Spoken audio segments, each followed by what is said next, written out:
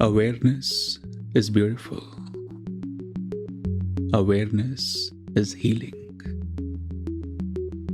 And in this moment, awareness is fully available in its complete abundance. And yet, we are not able to connect to it in every moment. We are scattered, we feel lost. We are here, there, and everywhere in our thoughts. Many times we are not even aware of what we are thinking. We become a little aware about our thoughts only after we speak, only after we write them on a text. And once it's done, we regret. Why did I write this? Why did I speak this? Why did I make false promises in love when I was not feeling them? And how sad it is that we don't become aware of our thoughts before we put them out in the world. There is so much unconscious energy of thoughts out there. When we start to make this commitment to be a little reflective, to be a little more aware, then we start to pay attention about our thoughts before we put out there. And still, it's not enough to take us beyond the noise of the world, not enough to take us beyond this scattered, fractured system that's being cultivated on a daily basis around us. This episode is a step-to-step guide to how you can cultivate your solitude, your healing, and create a system of your own where the awareness is fully available when you make a choice to access it. I am Chandresh Bhardwaj, and this is Leela Gurukul.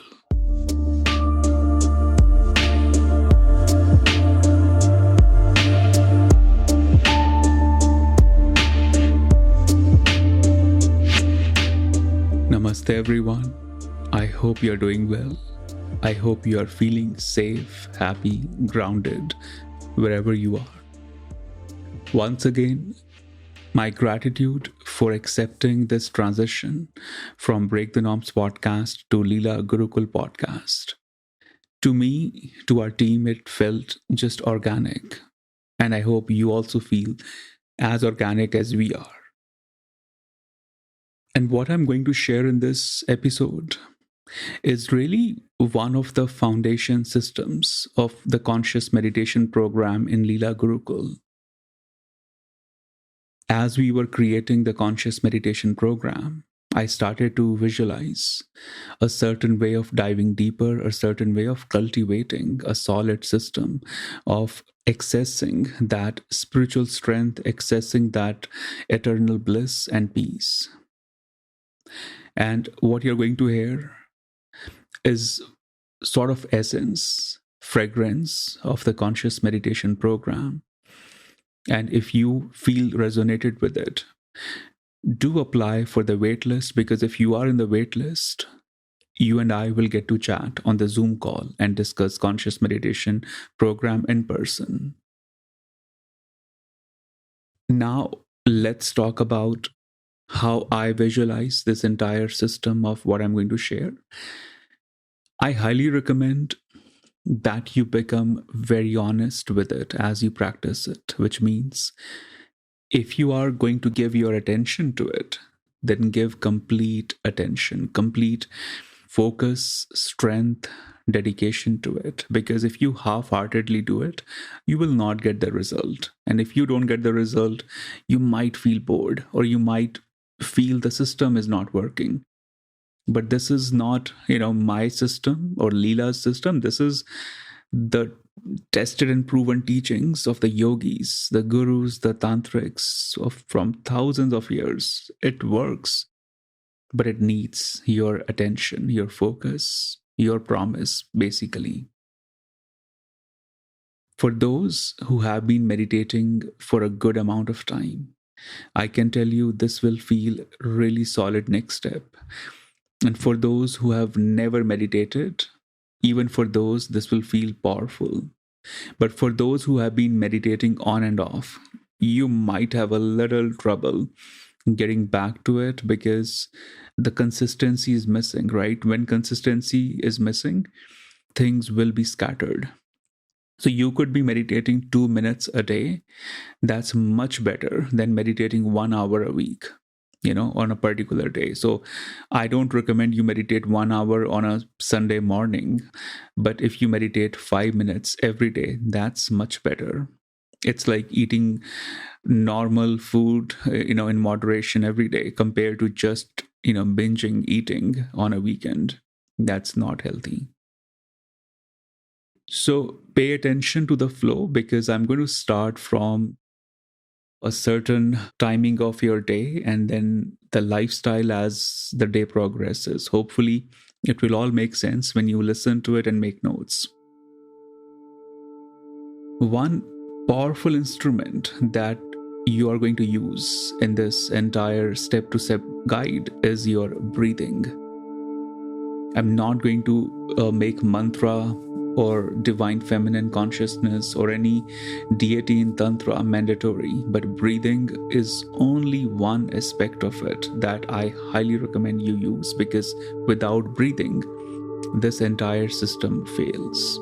Without breathing, nothing you do in meditation will bloom.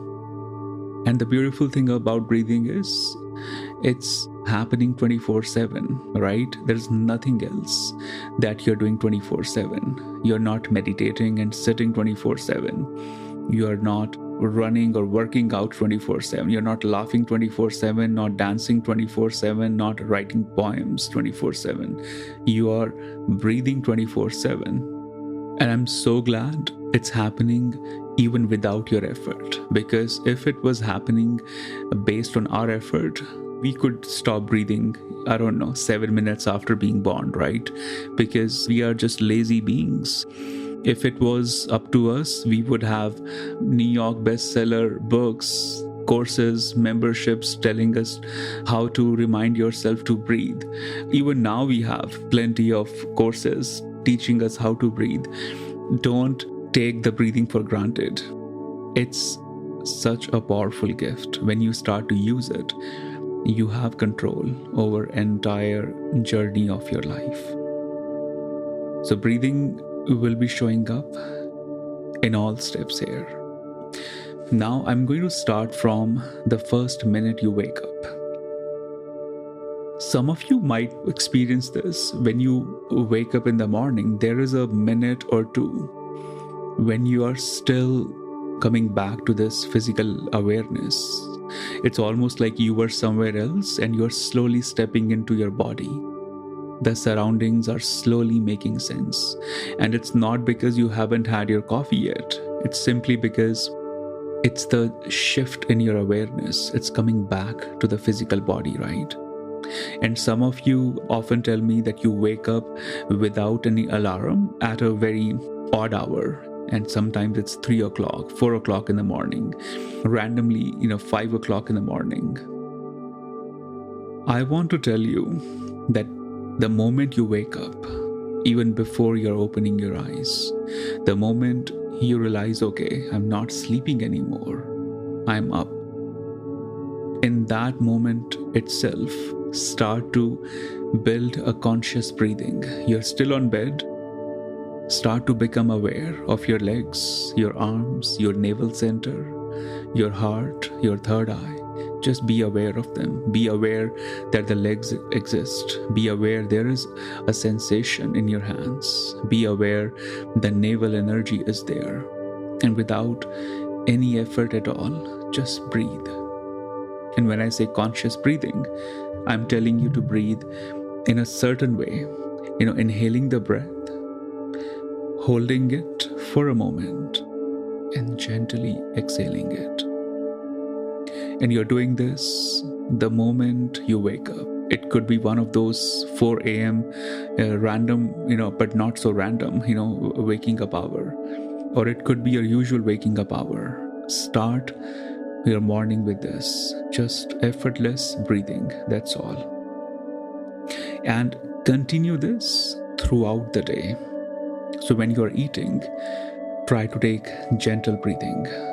When you're walking, take some deep breathing. When you get a text, an email, when you're on Zoom calls, when you are meeting new people, even if you are on date, even if you are speaking to your boss, anyone, just take deep breaths. And I know as the holiday season will start to show up in few months, I mean, holidays come every month, but one of those, the whole December, January time, you will be meeting your family. And those moments often bring triggers, challenges. If you build this practice of effortless breathing, by the time you arrive at holiday season, you'll be in much more control of your anxiety.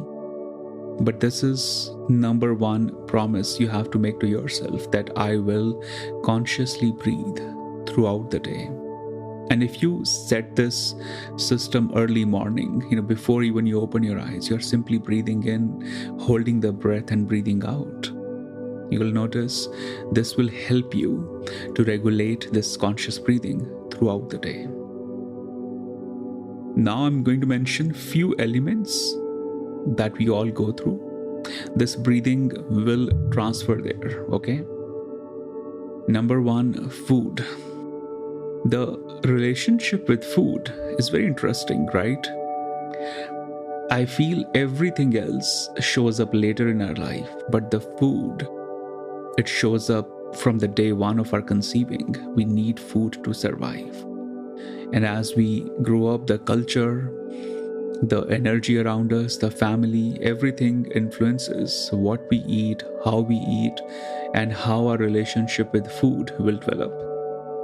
Whenever I have gone through any physical illness, any allergy, or anything severe, to my physical body, most of the times I've been able to solve it by simply shifting the food.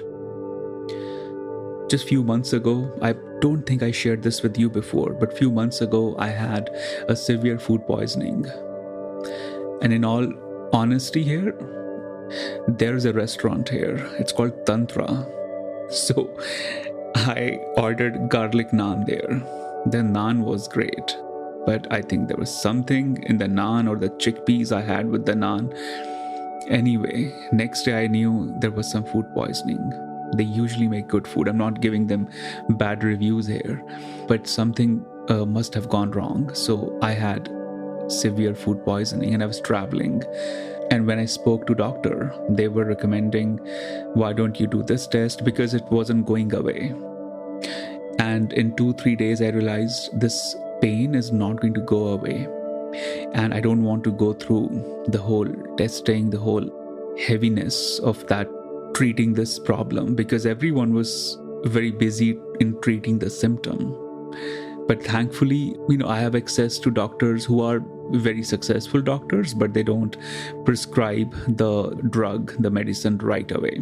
So they recommended maybe trying out more water, more ginger and stuff. So I started implementing those along with conscious breathing, and the whole pain, the poisoning effect, it was gone. It faded away in few days and fully gone completely. But that's the power of how our relationship with food starts to shift when we really pay attention to it. And I'm telling you, food is less connected with our hunger. It's much more connected with our habit. The habits drive our, food decisions. Like it could be 7 p.m. and you start to crave a certain kind of food.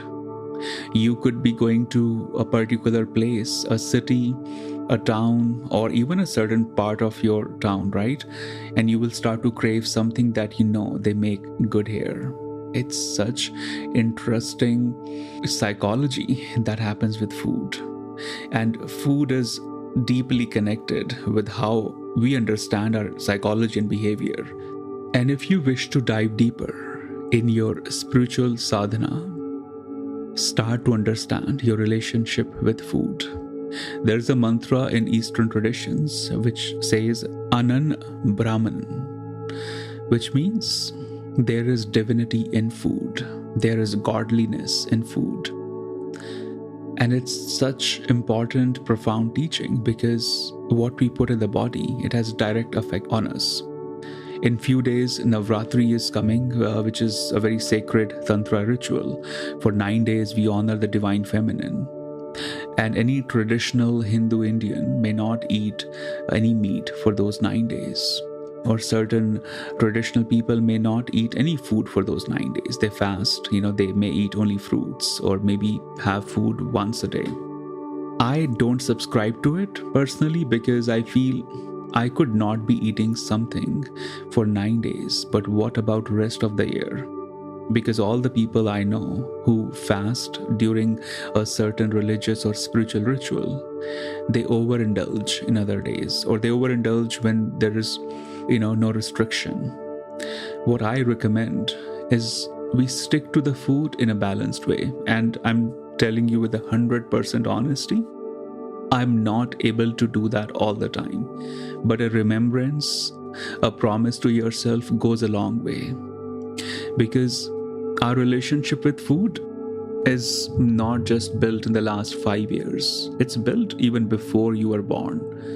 Your ancestors, your DNA, your genes, they all contribute to what you eat, how you handle your food habits. But if you start to shift that relationship, it will impact strongly in your meditation. So balanced eating.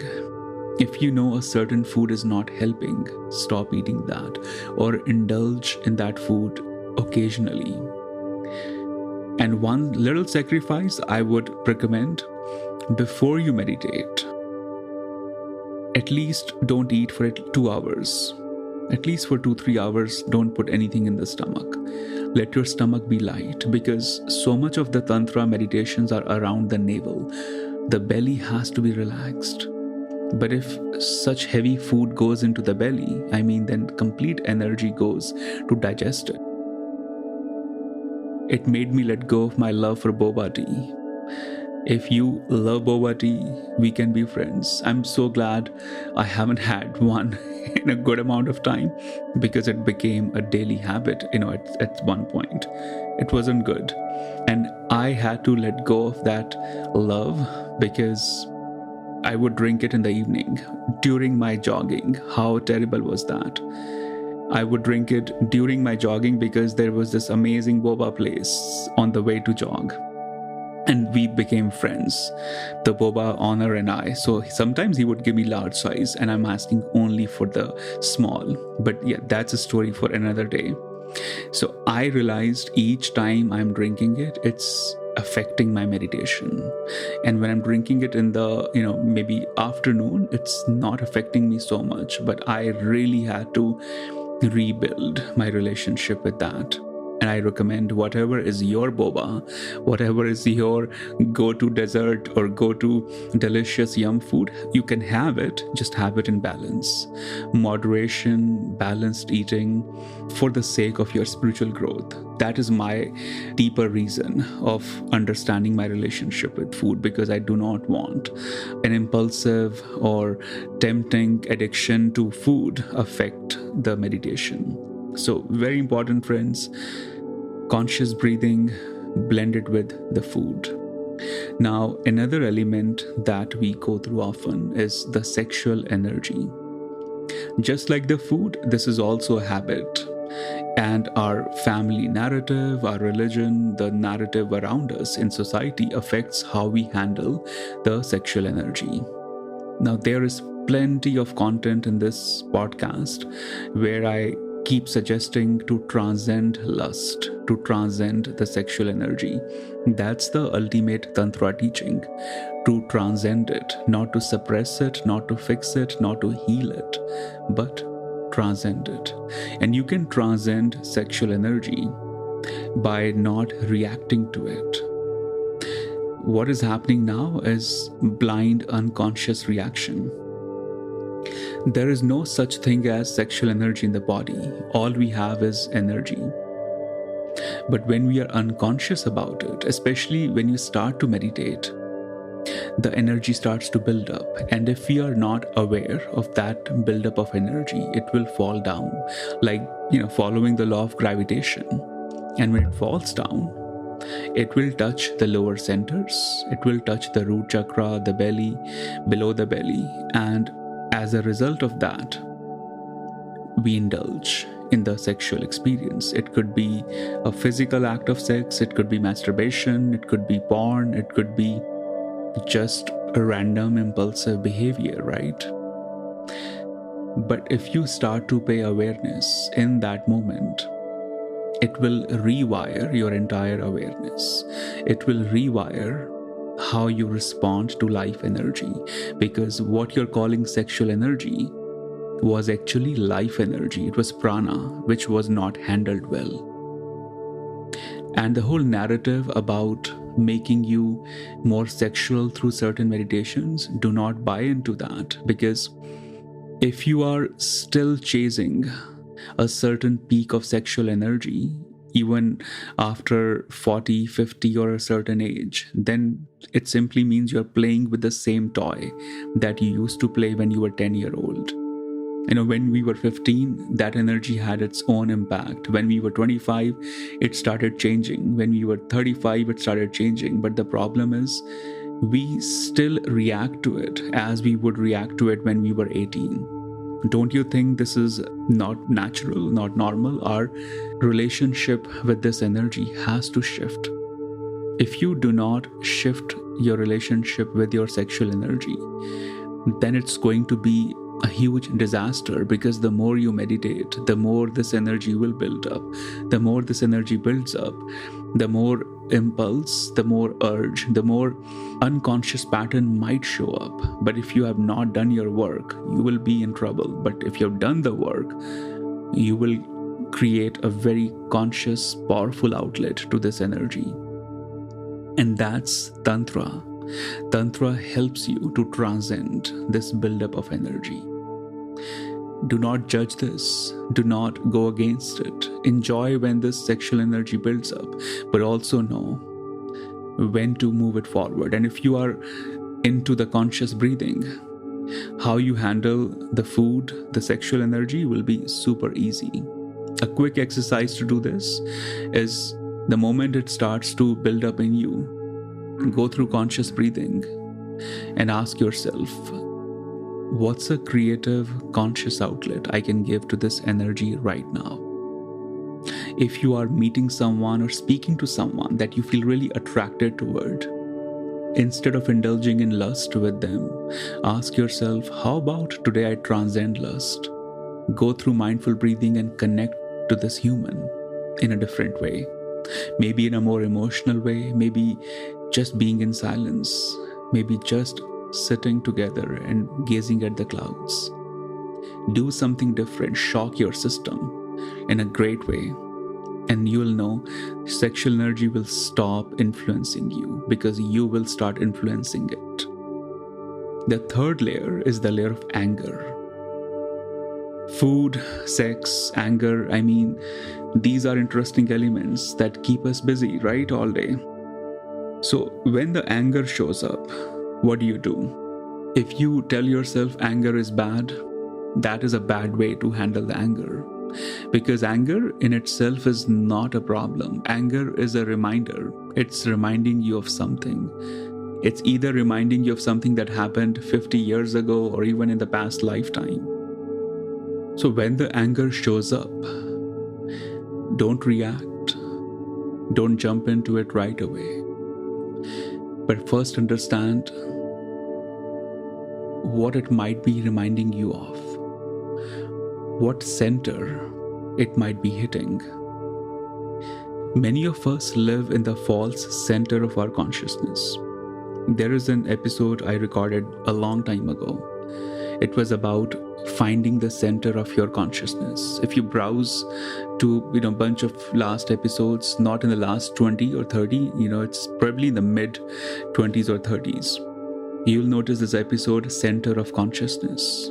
So many of us are not connected to our center of consciousness. And we start taking things too personally. We start reacting to everything that's around us. Because the truth is, no one around us is saying anything about us. Whatever people are writing or reacting, it reveals so much about themselves, then it barely reveals anything about us. But when we are not connected to our conscious center, we become very fragile because we are clinging to wrong centers of our awareness. And that wrong center is always depending on the external, it's always depending on the outside. And whenever anything from the outside has effect on us, we will be angry because we are not here. And that anger is telling you that I'm showing up because you are not home. You are far away from home. Come back to home and I'll stop coming. Anger is a beautiful reminder that you're not in your home. Come back to the home. That's what it's trying to tell you. Again, the conscious breathing will be tremendously powerful. Each time the anger shows up, breathe in, hold the breath, and release. And I can keep going on the anger because I have spoken so much on anger in the YouTube videos, in the podcast. The truth is, there are so many tricks, so many things you can do with your anger to just move away from it. Some quick examples. POP, pause, observe, and then proceed. 24-hour mantra, do not respond to an angry text or anything anxious for at least 24 hours. Another reminder, don't choose the battles, unconsciously, because there is no battle that's worth jumping into. And if there is, that would be 1 in 100. And when you choose it, it's not even out of anger. It's out of a much bigger, larger than life reason. But instead of hating the anger, instead of bypassing it, start to become friends with it. Start to understand the roots of the anger and what it's trying to tell you. If you have developed conscious breathing, all these elements, the element of eating, the element of sexual energy, the element of anger will be beautiful to handle. In fact, it will become such a playful experience because these elements you will come across every day. And if the conscious breathing is happening in an amazing way, then you're going to really handle it all smartly, wisely. When you should do conscious breathing, as I said, start from the moment you wake up, even if for 1 minute.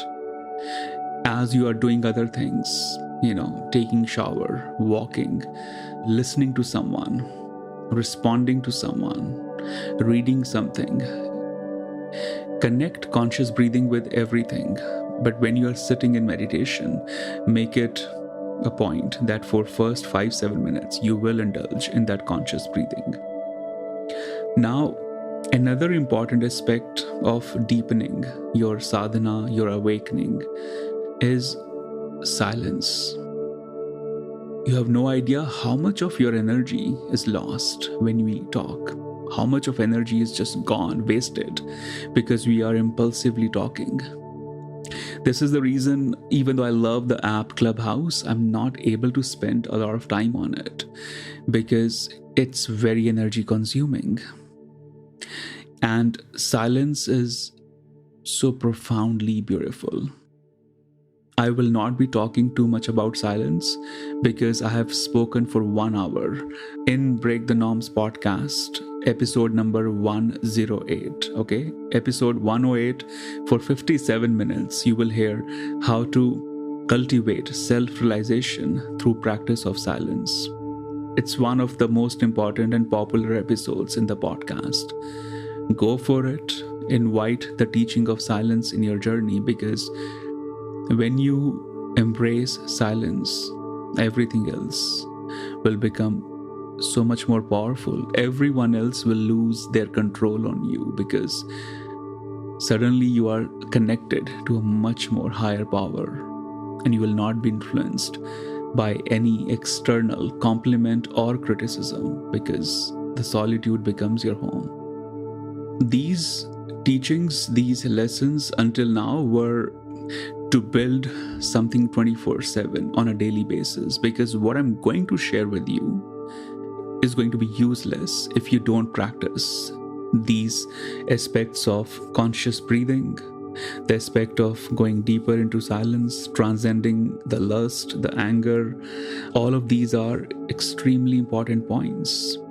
And what I'm going to share now is a step-by-step meditation technique, method, process, whatever you want to call it. And hopefully this will help you to really crack open the code. Number 1 step, sit relaxed, keep your spine straight. I recommend sitting on a cushion or even on a chair, unless you have a physical condition where you cannot sit with your spine straight. You can lie down, but in all other situations, sit straight. Keep your palms open, because your fingertips are your energy receptors. That's where the energy is generated. On top of your head is the crown center, or it's known as the crown center. That's where we receive the energy. Do not touch that. Do not do anything with it. Crown center or crown chakra is something that's affected nicely, automatically, as a consequence of all the spiritual work you are doing, all the meditations you are doing. So if I'm saying don't touch it, the truth is, even if you want to, you cannot touch it. But what happens, people in an attempt to do things with crown chakra or feeling that power over crown chakra, they end up messing things. And people who have experimented with crown chakra, many of them go into serious mental health problems. Many of them go into serious psychological disorders, because it is highly sensitive space to touch.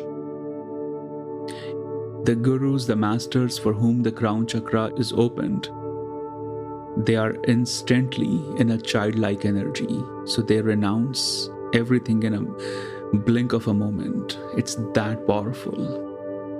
So if in case you are playing with it, in case you are a coach, teacher, healer, playing with the crown chakra with your students, don't do it, for yourself and for them. So we don't touch the crown chakra. That's the welcoming space, that through the crown chakra space, energy enters into us and it leaves the body through the feet. So it's recommended when you meditate, do not wear a shoe, do not wear socks. Just keep the bare feet. The only element in between the crown center and the feet is your hands. That's in your power. So keep the palms open. And when you feel the warmth in the hands during meditation, just relax the palms. The more you relax it, the better it becomes. The more stronger and receptive your palms become.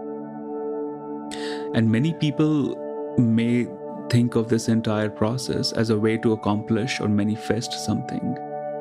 Do not fall into that trap, because all the powerful, beautiful, magical things in life are purposeless. They're priceless. Love doesn't have a purpose. Laughter doesn't have a purpose. I'm looking at a tree or a bunch of trees right now, through my window. None of them have a purpose. They're simply blooming.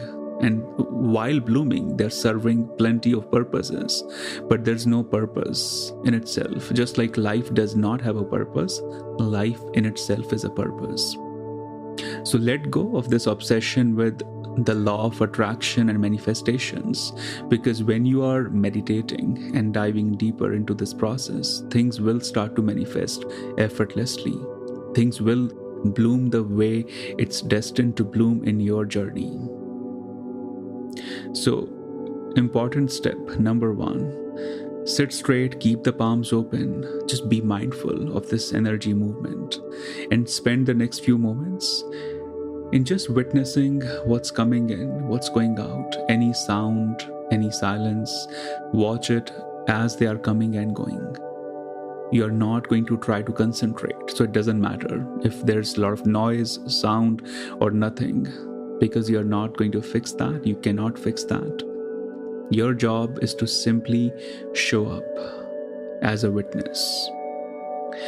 And as you're witnessing, understand there's a body sitting, but there's also something beyond the body in you. There's also something beyond this physical identity, the social identity that's meditating. And what's beyond that is your conscious awareness. You can call it Atma, Chetana, solitude, stillness, mindfulness. They all are labels. I don't really care what label we end up choosing, as long as you are able to witness that awareness. Be aware of that conscious awareness. Be gentle with it. Be possessed with it, which means don't interfere. As this awareness starts to expand within you and around you, just be available to it fully. And very gently, very consciously, invite this awareness around your navel center. The navel center is the center of our consciousness. That's where the magic happens. You can even touch the navel if you want. But welcome this awareness around the navel as if it's a beautiful guest that you have been waiting. This awareness is a beautiful companion that you have been waiting for. Invite this awareness around the navel. Take few moments to gently expand it a little above the navel and below the navel. And at your pace, start the conscious breathing, inhaling, holding, and exhaling of the breath. Inhale through the nostrils, hold it, and gently exhale through the nostrils. Start with 5 to 6 minutes, and as your meditation expands, you can keep on adding more minutes into this conscious breathing step. And after that, a little advanced step of working with your senses will show up. I've released a video on YouTube this week which talks about working with your senses. I'm sharing a few mudras, and that mudra means posture. 2 mudras are very important here. One is Mayur Pankh Mudra, which means feathers of peacock. In Mayur Pankh Mudra, we place our palms very softly on our eyes. As I said, the hands, the palms are the energy receptors. So when you place your palms on your eyes, you're blocking the sense of seeing.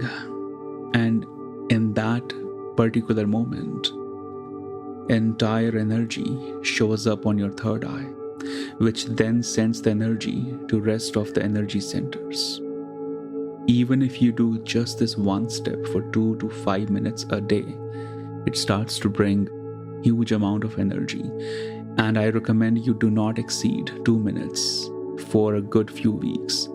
After maybe 2 months, you can shift from 2 to 5 minutes.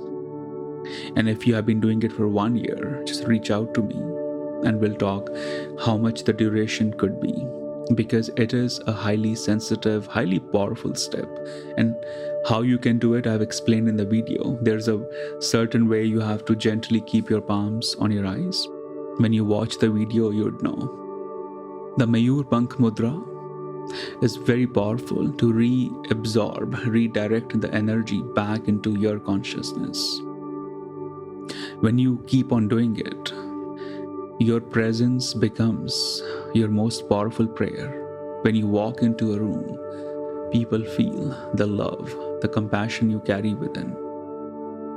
And if you have been doing the Mayur Pankh Mudra for a few years, the next step would be the Yoni Mudra or the Shakti Mudra. This one is complicated to explain through the podcast, but when you watch that YouTube video, you will know it. The link would be in the show notes. This particular mudra called Shakti Mudra, this involves blocking the sense of your eyes, seeing, hearing, the ears, smelling, the nostrils, and then below the mouth. So you block all these senses. And as a result, the prana, the consciousness, really starts to multiply. and expands in each cell, in every layer of your body, every layer of your awareness. It's powerful, it's healing, it's probably the topmost mudra in Tantra to practice. If you do it on a daily basis, this will start to create your most powerful version. You could be a healer, an accountant, a lawyer, a writer, you could be in any profession. It will create the most polished, refined version of you in that process. And for those who are even more interested in working with the senses, I would recommend take a day or few hours in a day to simply block one sense. You could completely stop talking, which I've explained in the silence episode. Maun, silence, that's one way to indulge in this work with the senses. You could also, put a cover around your ears and just don't listen anything for one day or for a few hours. Or you could even put a blindfold on your eyes and just be in your own, universe, in your own zone. There's a Tantra practice where you can turn off the light in the room and sit with your eyes open. It's a meditation with your eyes open, but there is so much darkness in the room that you don't see anything. And with your eyes open, you practice conscious breathing, and any feeling, any vibration happening in the body, you continue to be the watcher of that experience. And you could also close your eyes after in that deep darkness and continue to take that within you. So there are many ways of working with the senses. If you are part of Leela already, we would be diving deeper into it. Right now, we are indulging with just the element of emotions, anger, the way these feelings are showing up. But this is such a deep work, and it's meant to evolve throughout the life, really. Once your work with senses start to become comfortable, then work with intentions. Invite the gentle, mindful intentions. Intention is the fuel of your awareness. There's plenty of content on this episode, not in this episode, in this podcast, where I've spoken about intentions. I highly recommend you listen to intentions, the episodes, and maximize the information through it. And it's also something we write on Instagram of Leela Gurukul a lot. Finally, once the intentions are planted and you have been consistently practicing all of the above points, the final step is starting to invite a particular deity or energy. Because I'm a Tantra student, I come from Tantra lineage, I'm going to suggest a Tantra deity. Could be Shiva, could be Goddess Kali, other deities in Tantra, but you don't have to limit yourself to that. You could invite any deity, but before you invite that element, be extremely aware about the nature, the vibe of that element. For example, you can work with a particular mountain or a river, but it shouldn't be just your imagination. You should have some connection, some relationship, because that will make the journey easier. It's like, let's say I want to make a movie, and maybe I know 5 people who are good actors, but my imagination says I want to cast Bradley Cooper and Will Smith in this movie. I don't know both of them. So I have mutual connections, so I can reach out to connections, get to know what their taste is, but it will take time, right? And once I know where they both are in their creativity, it might work out. It might take 2 years, but it might work out, and that would be perfect if I really want these two in my movie. But if I just want to make a movie, I want to tell a story, and these 5 people I know are good actors, really good actors, then I should not be jumping into a space where I don't know that person, right? So same way works with the deities. If you have no connection, like no connection through a teacher, no connection through family, no connection through the books or the study you have done on them, it will just take a long time, and your imagination might start to just call the shots. You might start to imagine them, and that's not fun, because that just takes you backward. So if you're interested in a particular deity, invest time, invest your energy, get to know them, get to understand who they are, because once you invite them, you become your deities. You start to radiate their elements. This podcast is going beyond the expected duration, so I'm going to end, but I did share all the points that I wanted to share. I hope this was a good insight into how you can really deepen your awakening and expand it in all beautiful organic ways. And to support the Leela Gurukul podcast, do share this. Do write your reviews on iTunes. That helps a lot. It supports the channel. It encourages us, at Leela Gurukul. Thank you for listening. I'll speak with you next week. May the teachings of Tantra continue to guide you and heal you. And I hope Leela Gurukul helps you to unlearn the old and embrace the unknown mystical possibility unfolding for you. To support this podcast, share it among the seekers who are ready for the next step in their spiritual path.